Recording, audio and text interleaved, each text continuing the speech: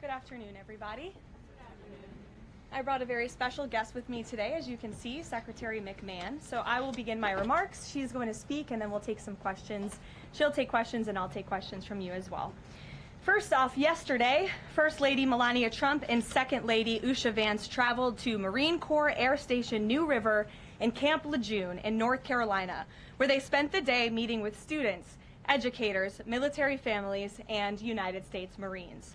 Both the First Lady and Second Lady were grateful for the warm welcome and remain deeply committed to supporting military families and the communities that serve our great nation. May God bless all of them.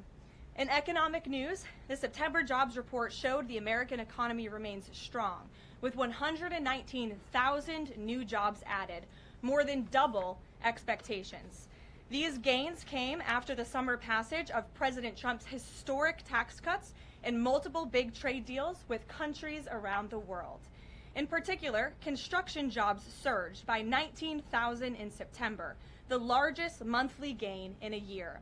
Nearly all of this solid monthly job growth came from the private sector and went to Americans rather than foreign-born workers, the opposite of what we saw under the previous administration. Inflation also remains under control, and wages are up by 3.8% over the year for American workers because of President Trump's pro-growth policies. In fact, real wages are on pace to increase roughly $1,200 for the average worker this year under President Trump. This is a complete reversal of the failed Biden era, when we saw inflation skyrocket to 9%. Causing private sector workers to see their wages decline by approximately $3,000. We know that Americans are still hurting from the 4-decade high inflation caused by Joe Biden and the Democrats, but President Trump is making significant progress to fix this, and he will not stop working until he solves it. As the president recently stated, he is never satisfied. For example, President Trump's policies are working to make Americans' Thanksgiving more affordable this year, from their commute to the dinner table. Nearly 100 million Americans are expected to drive next week to spend time with loved ones for the holiday. And thanks to President Trump's drill baby drill agenda, the national average price of a gallon of gas on Thanksgiving Day is projected to be at the cheapest price since the COVID pandemic in 2021. President Trump is bringing down gas prices and providing significant savings to American families at the pump. And again, we expect those prices to continue to decline. According to the American Farm Bureau Federation's annual survey, cooking Thanksgiving dinner will also cost less this year than it did last year and is down about 5% overall. The average price for a staple of the meal, a 16-pound frozen turkey, is down more than 16% from last year, which will provide critical savings for families in their budgets. President Trump's entire economic agenda is aimed at putting more money back into the pockets of hardworking Americans. That's why he signed the largest middle tax cuts in history into law, from no tax on overtime, no tax on tips, to no tax on Social Security. And according to a new study from Piper Sandler, which is out this week, tax filers can expect an extra $1,000 bump to their tax refund next year, and what could be a record-breaking tax refund season. So there is more good news to come. We know these refunds will make a huge difference for Americans to help pay down their bills and use towards life's expenses. In other news this week, President Trump took a significant step toward delivering on a core campaign promise to finally close the Department of Education. To shrink the bloated federal bureaucracy, the Department of Education just entered into new interagency agreements with 4 agencies: the Departments of Labor, Interior, Health and Human Services, and State. These agencies will now ensure the delivery of legally required programs while also refocusing them to better serve students.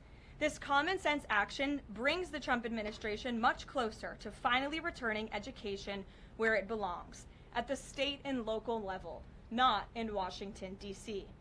The Democrats' reckless 43-day government shutdown did manage to do one valuable thing. It proved that America does not need a federal Department of Education. During the longest shutdown in history, the Department of Education furloughed 90% of its staff, and America's education system was not impacted whatsoever. Schools stayed fully open across the country. Students attended class and received normal in-person instruction, and our wonderful teachers received their paychecks uninterrupted. The Democrats' government shutdown made it painfully obvious that American families do not need the Department of Education. Since its creation in 1979 during the Carter administration, the Department of Ed has spent over $3 trillion taxpayer dollars without improving student achievement. Despite peer pupil spending having increased by more than 245% since the 1970s, math and reading scores are down in public schools. In fact, the most recent Nation's Report Card from 2024 showed that 13-year-olds' math scores are the lowest they've been in decades, and their reading scores are the lowest since testing began more than 30 years ago.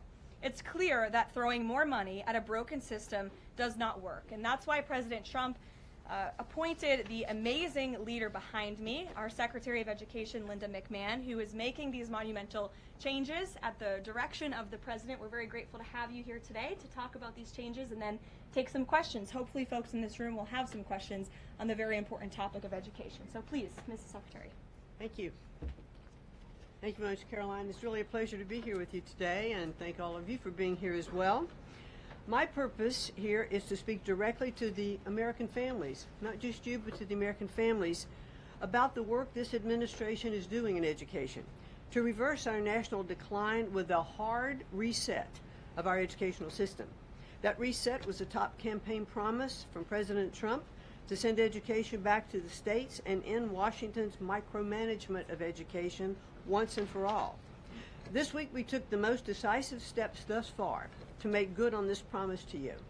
We have linked 6 groundbreaking partnerships with other federal agencies to delegate education department programs that are redundant with existing programs at Labor, State, Interior, and HHS. These interagency agreements to cut our own bureaucratic bloat are a key step in our efforts to shift educational authority from Washington, D.C. to your state education agency, your local superintendent, your local school board, entities that are accountable to you, and we encourage parents to always be involved. Cutting federal bureaucracy is never a popular move among D.C. insiders. A chorus of anti-Trump voices have come out of the woodwork to complain that we are defunding education, harming students, or acting without a plan. This could not be further from the truth. The majority of Americans across the country handed to President Trump the popular vote precisely because they have seen the brokenness of a top-down education system run by the federal government. They're painfully aware that only 3 out of 10 students can read proficiently at their grade level. They know that college students are collectively $1.7 trillion in debt, and less than half of college graduates get a job that actually uses the degree which they studied so hard to get. They see more teachers than ever before leaving the profession due to burnout, over-regulation, and lack of autonomy in the classroom. Anti-Trump voices are stirring up fear that returning education to the states is a draconian action. When Americans hear that we are shutting down the department, but given no other details, 51% oppose it. But when those same Americans are informed of our plans to preserve important elements of our work in other federal agencies and to maintain the K-12 funding that is distributed to the states, that number flips to an even greater majority at 56%. And they support returning education to the states and breaking up the bureaucracy. That's because the Department of Education is a pass-through entity. It doesn't educate a single student. The money it sends to states for education can be sent directly without waste. The Democrats' government shutdown proved that without a doubt, and I'll reiterate what you said, that the Department of Education was not necessary during the shutdown. Now, this is what I've seen already on my 50-state tour that I've embarked on. Educators are innovating in their schools. States are customizing their budgets and standards, and post-secondary institutions are planning for the economy of the future. But we're not leading them. They are informing us. That's why our final mission as a department is to fully empower states to carry the torch of our educational renaissance. Education is local. It should be overseen locally by those who best know local needs. We're not ending federal support for education. We are ending federal micromanagement and paving the way for education renewal through state reforms like school choice, the science of reading, and restoring the right priorities in higher education. President Trump promised to send education back to the states, and we're keeping that promise. America's next generation will look back on the work we've carried out, thankful for an education system that prioritizes students over bureaucracy. Thank you. Well, thank you very much, Madam Secretary, and we'll take some questions for the Secretary if you have them. Elizabeth, why don't you start? Thank you for joining us. You announced the partnership to move some functions of the Education Department to other agencies. Are you talking to members of Congress about codifying this so that it lasts beyond the administration? Yes, we started our conversation, and thanks very much for asking that, because there have been some reports that Congress is in the dark on this. That's clearly not true. We've been talking to, I've talked to dozens of members of Congress to explain to them exactly what we're doing, to bring them up to speed, and to say to them, look, when we have completed some of these transfers that are working incredibly well, then we will be looking to Congress to codify those, make them permanent. Brian. Thank you. Secretary McMahon, what is the update on the negotiations with Harvard? I know the President has publicly pointed to you as somebody who's worked on that. I think you've talked about that at length, but I'd like to understand where are things with those negotiations with Harvard this time? They're ongoing negotiations, and I feel very comfortable that we are getting close to having those negotiations finalized. It's been open door conversation all along. Deanna? Hello, Mrs. Secretary. The President recently posted about establishing a federal standard for AI. Do you know if the administration has a view on the use of AI for students in schools? And Karoline, do you know if the President personally uses AI? I don't think so. You can handle I've that never one. witnessed it, so I can't attest to that. Well, I do think AI is going to need guardrails, but I have witnessed AI firsthand. I was at the Alpha School in Austin, Texas, and the first 2 hours of every day in that school, students are learning through AI. They have their headsets on, they're in front of their screens, and the AI is really acting as like an individual tutor for those students, allowing those students that can progress faster to do that. Those who need a little catch up, it refeeds information to them. And so after those 2 hours of learning, the basics of what they're doing in their curriculum that day, then they spend the rest of the day, I mean, they have good recess and all of that time, but then they spend the rest of the day in what are called life skills, and they're actually using the information that they've learned this morning. So I've seen some AI in action that is really proving quite beneficial. Michael. Thank you, Karoline. Secretary McMahon, as the Education Department continues to pare down, can you talk about taxpayer services like charter school grants and how the department will continue to assist kids with special needs? Well, we are going to make sure that there's no interruption in getting that grant money out the door. I mean, that money is, it comes from Congress, it's appropriated by Congress, and we legally are obligated to do that. And the transitions we're starting to make, our first programs that went over to the Department of Labor, that was a few weeks ago. We actually signed the first interagency agreement, which we accomplished under the authority of the Economy Act. We transferred grants for WIOA and for the Perkins Act. And the really good news is that the Department of Labor has a much more sophisticated system, technology system and grant fulfilling system than the Department of Education does.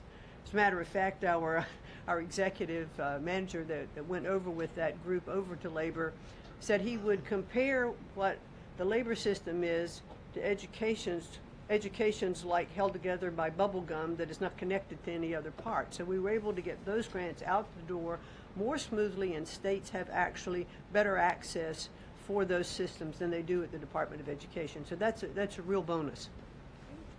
Take a couple more. Carrie, go ahead. As far as the diversity, equity, and inclusion new regulations that came out from the administrations, a lot of schools, whether high school or even higher education is concerned, some of them are defying these new administration policies, even apparently according to a new report. I'm sorry, I can't hear you, Rick. As far as there's been a new report from the administration saying that half of medical schools are defying the administration. when it comes to DEI policies. What type of action will the administration take for these schools that are defined in the DEI policies?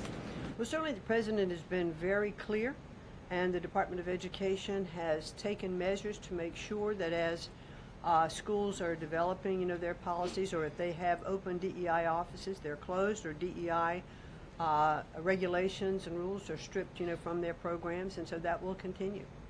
Great. We'll take one more. Go ahead. Thank you, Karoline. Secretary McMahon, my question is, since you said 3 out of 10 students are literate with regard to their reading capacity, would now the states help to improve those numbers since you have gone back to the states? Well, what we are finding, that the states that are making great progress, it's through their own innovation. It's not coming from the Department of Education. I think the Department of Education is really misunderstood about what our function is. We don't teach one student. We have nothing to do with the curriculum that are in any states. We are a pass-through pathway from money that's appropriated by Congress to get, to the states. But what we have seen in those states that have taken that initiative, and they are embracing the science of reading and returning that into their school programs. Louisiana has done it. Mississippi, they call it the Mississippi Miracle, because they were like, I think, bottom or next to last in reading proficiency in Mississippi. And now they're like middle of the pack, which has been a really big jump. Florida has, Iowa has, Tennessee. So, but these are innovations that are done at the state level. This is not anything we're dictating, and that's why I'm saying returning education to the states, where they really are already leading in their education endeavors, and 90% of their budget they provide. The federal government only provides 8 to 10% of the budget for education, so let's make sure that that grant money that's coming from the federal government is getting in their hands as efficiently as possible and getting to students. We don't want teachers having to spend their time and money in regulatory compliance. There was one superintendent chief who said to me that they had done some calculation in their state, and that for every dollar that went into the classroom in a grant, 47 cents was spent in regulatory compliance. So let's get the money into the hands of our students and our teachers. Let's raise the level of education. The other thing I'll do, and I'll quickly wrap up for you, is this 50-state tour that I have embarked on. We've done about 14 states. We've shut down a little bit during the shutdown. But what I am doing is visiting different kinds of schools, grammar schools, middle schools, high schools, micro schools, private schools, charter schools, the whole gambit. And in the end, my goal will be, as we step away and fully deliver education back to the states, is to provide them with a best practices toolkit of all of the things that I have seen around the country to say, hey, this is working. Check with these superintendents, check with these governors. And you know what I found a little bit is governors are a little competitive. So it's kind of nice to give some of these best practices out there. It'll work because it's already working. If we leave it with the people who are closest to the students, the president believes, as do I, the best education is that's closest to the child, and parents' involvement is critical to the success. Awesome. Thank you so Thank much. you, Linda. It's a Thank you pleasure. so much. Thank I you. appreciate your All comments right. today. Thanks for your great work. Whoops. And Thank she's you all very much. a busy lady, so we'll let her Come get on. back to work. All right. Thank you again. Well, let's get to it. You guys were so calm with her. I wish you were that calm with me. We'll kick off with our new media suite, as always. Javier, why don't you start us off, and then we'll get to the rest of the room. Go ahead. Thank you very much. My name is Javier Negre. I'm from Spain. I'm the owner of the biggest media platform in Hispanic politics, with brands like La Derecha Diario, Ida TV, or UH and Plus, or Vicegrad in Spanish. And I'm happy to be here. Thanks for supporting the new media, also in the Hispanic community. We try to fight against media like Telemundo, Univision, CNN, or NBC News that are spreading fake news and attacking the ICE operations. We will premiere this Sunday the Real America's Voice, the Rainy Show, the first Hispanic show against communism and woke culture that is promoted by people like George Soros to bring communism all over the world, like happened in New York. I have two questions for you, if you don't mind. In Mexico, the young people is protesting against President Sheinbaum. They think she's doing nothing against the cartels. Sheinbaum used the police to attack them, young people, kids, girls, and she's attacking journalists like me in a country where 150 journalists have been killed in the past years. the USA legacy media is attacking President Trump for his comments about the fake news media, while they are not publishing anything about the murders of journalists in Mexico. Why do you think they stay silent about the murders of journalists in Mexico and the attacks to businessmen like Ricardo Salinas? And my second question is, Trump said he has a plan for the narco state of Venezuela. Does he have a plan for Mexico where, according to Stephen Miller, the cartels are controlling governments and territories? Sure. Well, thank you, Javier, for the question, and thank you again for being here. We're proud to have new media voices in the briefing room. As for President Sheinbaum and the president's relationship with Mexico, I will tell you that we have seen historic strides from President Sheinbaum and her administration in Mexico when it comes to cracking down on the cartels. They have been incredibly cooperative with the president's efforts at our southern border to crack down on illegal immigration and also the illegal trafficking of drugs at the southern border. Now the president is very interested in taking additional measures against the drug cartels. He's been very clear about that. He's spoken about it, and this is a promise that he made to the American public. And so his national security team is discussing these options all of the time. And on the campaign trail, the president promised to take on the cartels. He has taken unprecedented action to do so, and he has left additional options at his disposal on the table. So those are only decisions that the president can make. Thank you. What about the silence of the legacy media about the murders of journalists in Mexico? 150 journalists have been killed in the past years. Yeah, well, it's certainly something I wish the media would report on more, and it's something that this administration absolutely condemns. I can't speak for the media, but I can speak for the president. That's not something he wants to see. Thank you. Sure. Hi, thank you, Karoline. Is there anything that Mayor-elect Mamdani could say tomorrow that would ease the president's concerns about his future leadership in New York? Look, I don't want to speak for the president or get ahead of this meeting that we are currently working on tomorrow. As you saw, the president put out a statement tomorrow that the mayor-elect will be coming to the Oval Office, and so our teams are arranging those details. I won't get into the president's thinking on it. I think you'll all hear from him directly.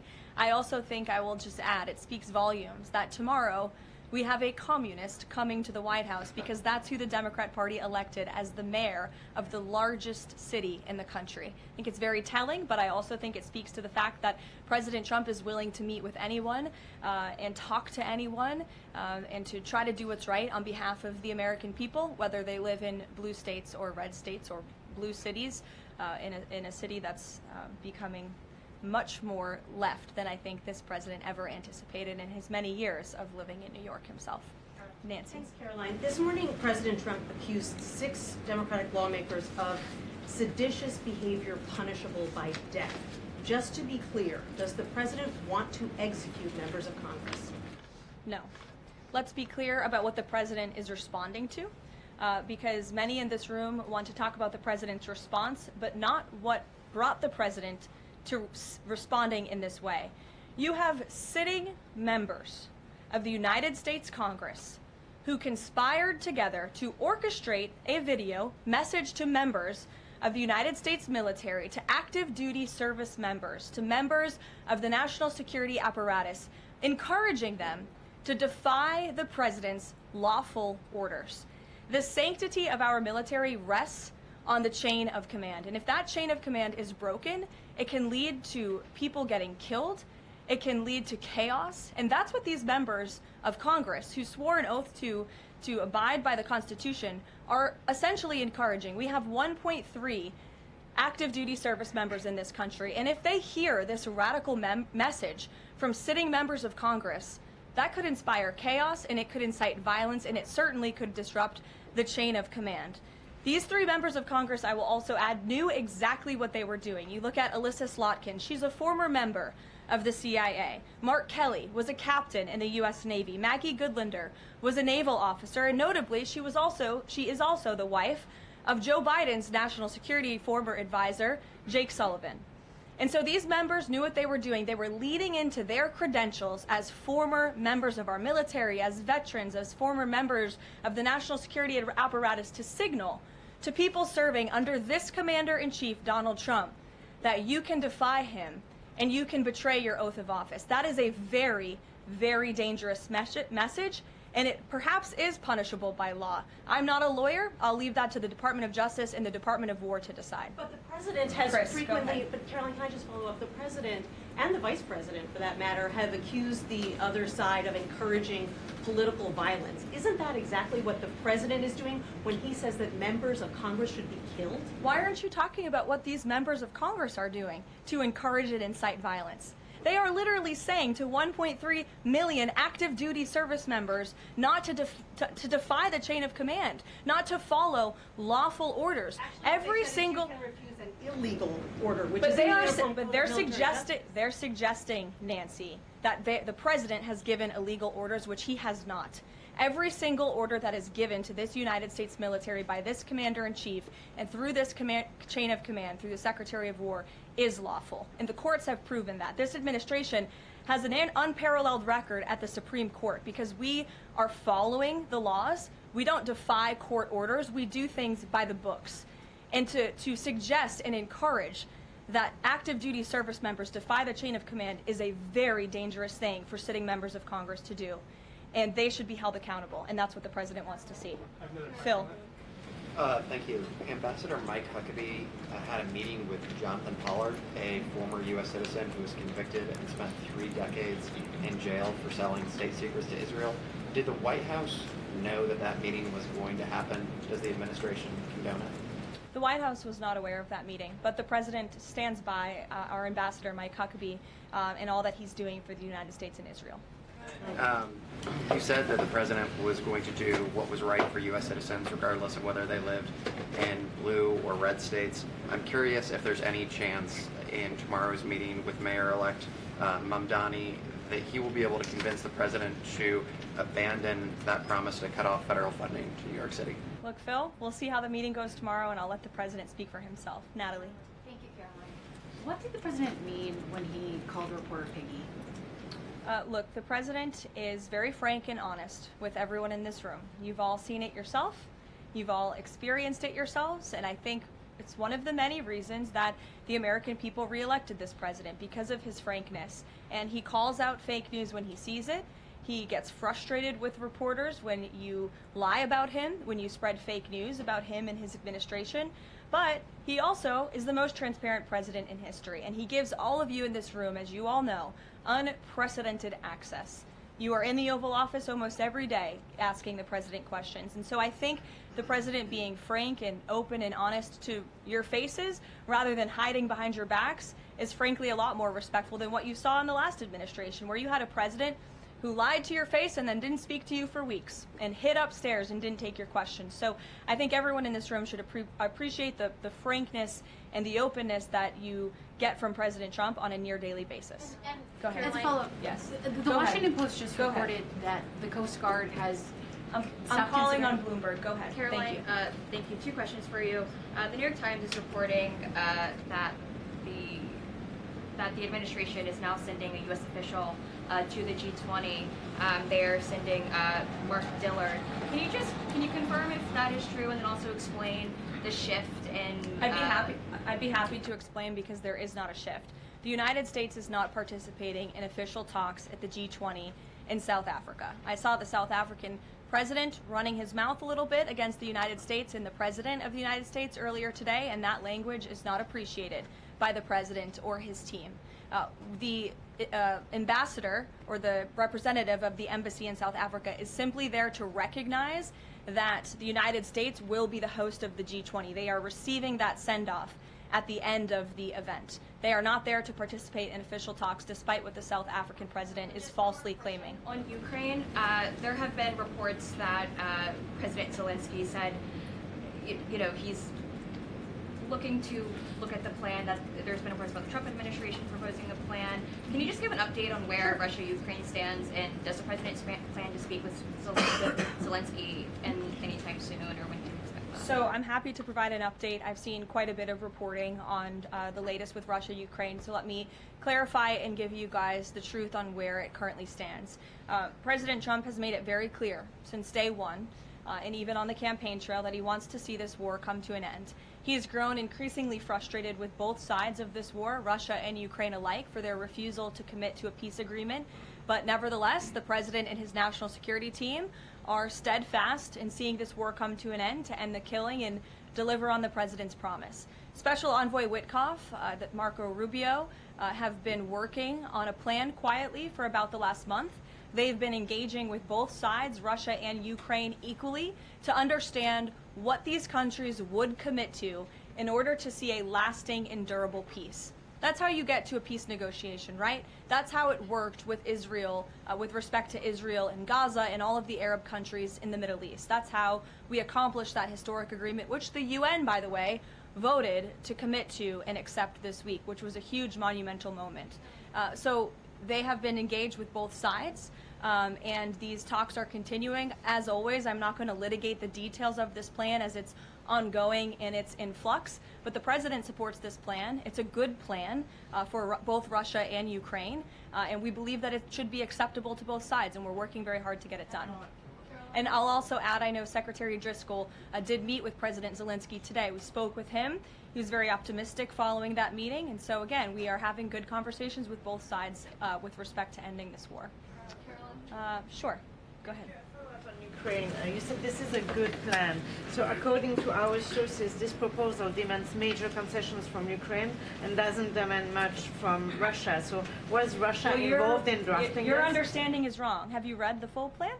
You haven't. Sources said. Yes. So if you can give details, maybe. You've read reporting from one side of the war, and so I want you to understand that the administration has talked equally with both sides. You have seen President Trump engage directly with both President Putin and President Zelensky. Likewise, his national security team has as well. In fact, Special Envoy Witkoff and Secretary Rubio met with some of the Ukrainians just in the past week to discuss this very plan. And so just like you saw with respect to Israel and Gaza, we are hearing out both sides of this war to understand what can you commit to end the war. And that's ultimately how we are going to get to an agreeable solution. That's what the president has directed of his team. I know there's a lot of criticism out there and a lot of doubters, but I would just remind you of the historic success that this president and his team accomplished in the Middle East. We believe that is possible with Russia and Ukraine, and we're hoping and working very hard to achieve that. Stephen. Could you provide a little more context on what to expect tomorrow with the Mamdani meeting? Will it be in the Oval Office, or is it going to be open at least partially to the press? I don't have any more details to read out for you on the meeting quite yet, Stephen. I know it's of great interest to you and the New York Post, but we'll keep, maybe if it opens, we can commit to letting you in. Sure, go ahead. Thank you, Karoline. It came up yesterday during a confirmation hearing for the president's pick to lead the CFTC that the CFTC currently has 0 Democrat commissioners, whereas usually it's had 2 or more. Does the president plan to appoint Democrats to financial regulators like the CFTC and SEC, or does the president feel that there shouldn't be Democrat leadership at those agencies, consistent with the administration's move earlier this year to remove Democrats from the FTC and other agencies? I'm going to be completely honest. I haven't spoken to the president about the CFTC in quite some time, but I'm happy to check in with our presidential personnel office and see if there's any updates that we can provide you there. Sure. Thank you, Caroline. Last week on Fox News, President Trump said that we've had a lot of problems with the French. How would you describe the current relationship between France and the U.S.? Look, the relationship remains very strong. President Trump speaks quite frequently with Emmanuel Macron. I think they have a good working relationship. But the president is not shy to point out when he has disagreements with world leaders as well. And he's done that with respect to Mr. Macron as well. Deanna, go ahead. Caroline, there are reports that Qatar is acting as a mediator in the Ukraine peace process. Can you confirm that, and why did the president choose that country? I'm not going to get into further details other than what I previously shared, which I think was quite a bit of information. Brian? Thank you, Caroline. 2 questions. You were talking about 4 earlier in this briefing about the president's orders. You were going back and forth about what the ad said, what it didn't say. My first question is... The ad? The advertisement that the Senate Democrats were featured in. So my first question is, no matter what the order is, it could be to any administration official, military or otherwise, no matter if legal experts might think it's illegal, does the president expect those cabinet members, administrative officials to go ahead with those orders regardless of any outside thinking or experts? The president expects his cabinet officials in the administration to follow the law and to demand accountability and hold people accountable for their dangerous rhetoric. And I would just add that if this were Republican members of Congress who were encouraging members of the military and members of our United States government to defy orders from the president and from the chain of command, this entire room would be up in arms. But instead, it is the other way around, and I think that's quite telling. I'm going to let you all go because the president, excuse me, I appreciate the encouragement this afternoon, but President Trump is about to meet in minutes with Israeli hostages who this administration freed, and so I'm going to go up to that meeting, and you will hear more about that later. Thank you.